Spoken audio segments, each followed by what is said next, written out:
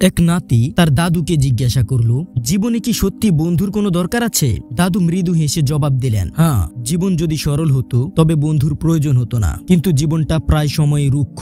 তোমার পাশে তখন এমন মানুষ থাকা উচিত যার সাথে তুমি ঘন্টার পর ঘন্টা কথা বলতে পারো, দুঃখ শেয়ার করতে পারো, যে তোমাকে বিচার না করে ভরসা দেবে, যার কাঁধে মাথা রেখে তুমি কাঁদতে পারবে, সে তোমাকে ভয়ের মাঝে সাহস দেবে, জীবনের কঠিন সময়গুলো যাকে ভরসা করে তুমি অতিক্রম করতে পারবে। নাতি তখন প্রশ্ন করলো, এটা কি সত্যি একজন নকল বন্ধু শত্রুর চেয়েও বেশি বিপজ্জনক? দাদু বললেন, অবশ্যই, কারণ শত্রুকে সহজেই চেনা যায়, যার ফলে তার থেকে নিজেকে রক্ষা করাও সহজ হয়, কিন্তু নকল বন্ধু তোমার সব দুর্বলতা জানে বলেই বুঝতে পারে কিভাবে তোমাকে পিছন থেকে ছুরি মারতে হবে। নাতি এবার জানতে চাইলো, আমি কিভাবে নকল বন্ধুদের এড়িয়ে চলতে পারি? দাদু কিছুক্ষণ চিন্তা করার পর বললেন, আচ্ছা বলতো, একটা ছোট বাগান এবং একটা বনের মধ্যে কোনটিতে সাপ আর বিচ্ছু বেশি থাকে? নাতি সাথে সাথে উত্তর দিল, বনের মধ্যে। দাদু তখন কিশোরের মাথায় হাত রেখে বললেন, সেটাই, বৃত্ত ছোট রেখো বাছা, শান্তির জন্য একটা ছোট বাগানই যথেষ্ট।